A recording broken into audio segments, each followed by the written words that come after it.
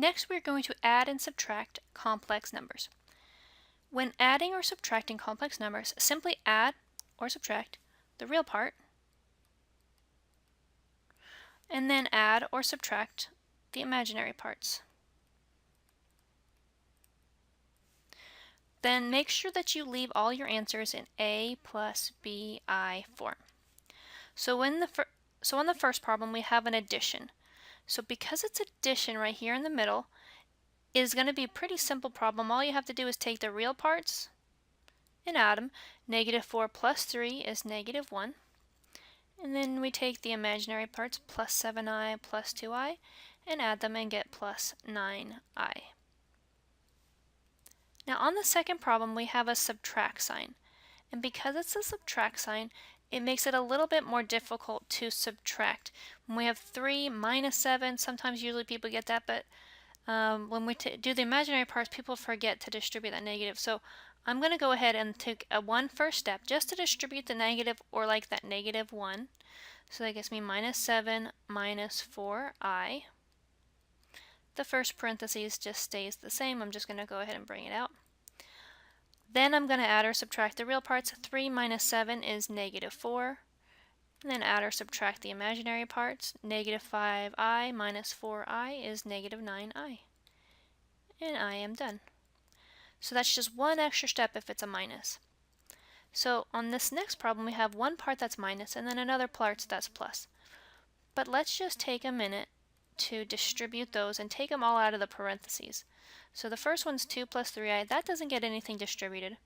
On the second one, I'm getting -1 plus 4i. If you're writing -4i, you're not distributing the negative to both. And then the third one is plus, so I don't need to really worry about that. I can just bring that one right out of the parentheses. And then I'm going to look at all of the real parts and add them. Well, I have 2 minus 1, which is +1.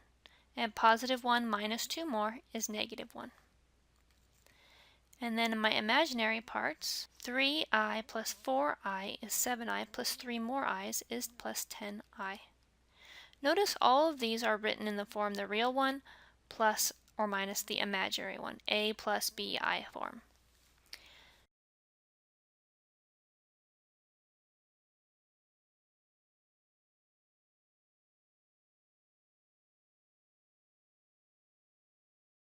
Next, we're going to multiply. When we multiply complex numbers, we're going to use the following steps. Step 1. Use the distributive property if necessary.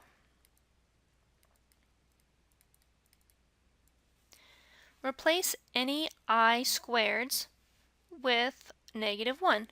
That comes from the formula I squared is equal to -1 from the first page. Step 3. Simplify and leave your answers in the form a plus bi. Be sure to put the real part first. Normally, I don't really care if you put the variable first or the number second. Like if the answer was x plus 3 and you wrote 3 plus x.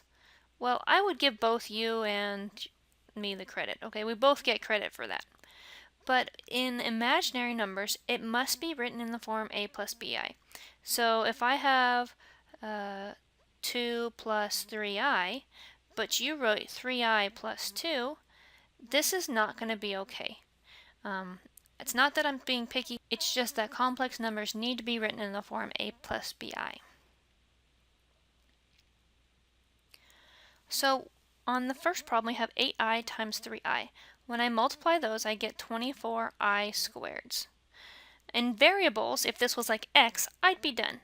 But because it's not x, it's an I, step 2 says replace any I squares with -1.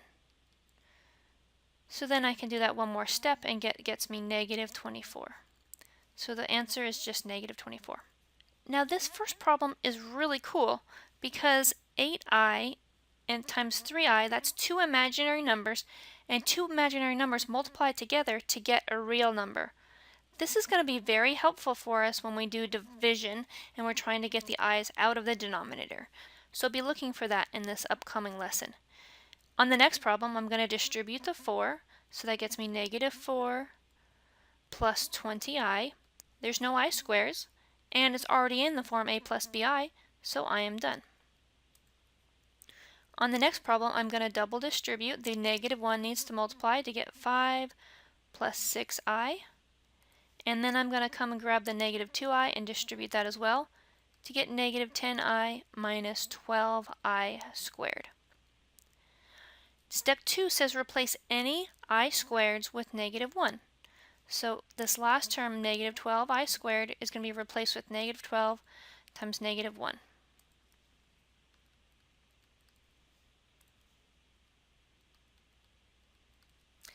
Now I'm going to simplify by combining any like terms.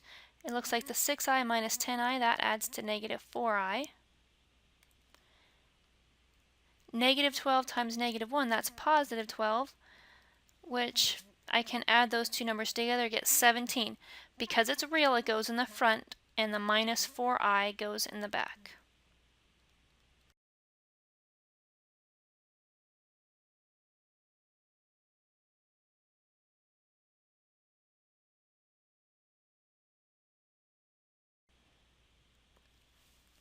On our next problem, we're going to distribute negative 1.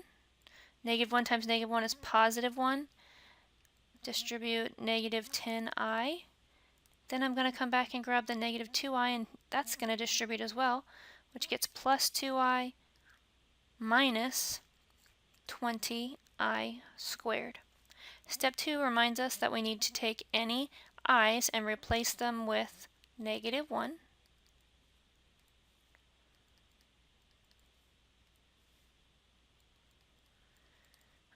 The two middle ones look like they can add up. That's negative 10i plus 2i was negative 8i. Negative 20 times negative 1 is positive 20. And then I add those real numbers to get 21 minus 8i. Notice that I'm always putting the real number in front and the imaginary in back to put it in a plus bi form.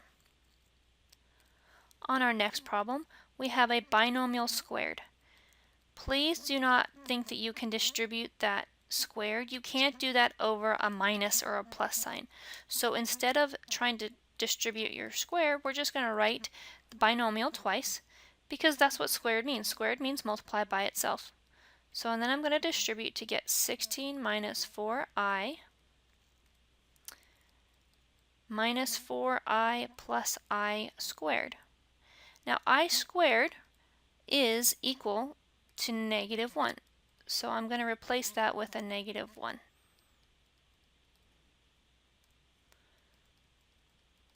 Okay, so now I'm going to combine like terms. It looks like the two middle terms add up to be negative 8i. Those do not cancel out or add to 0 because they're both negative, so that makes it a bigger negative. 16 minus 1, that's 15, and that is my final answer, 15 minus 8i, which is in a plus bi form. Now take a look at this last one. These two binomials are very similar, but only off by a negative in the middle. Do you remember what we called that from our last lesson? This is called a conjugate pair. But because they're complex, we can call them more specifically a complex conjugate. This had some special properties in our last lesson, and it's going to have some special properties here as well.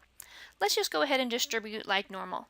3 times 3 is 9. 3 times 2i is 6i. Distribute the negative 2i to get minus 6i minus 4i squared.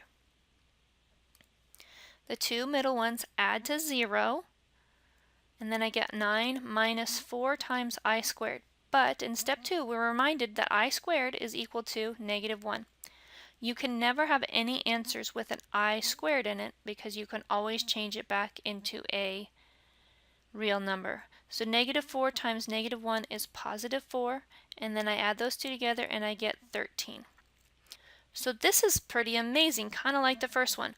We had a complex number times another complex number, and it gave us a real number.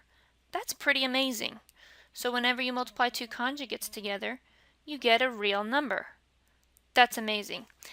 Remember on our first problem, we had a purely imaginary number times another purely imaginary number, and we got a real number. These two properties are going to help us when we're going to be dividing by complex numbers.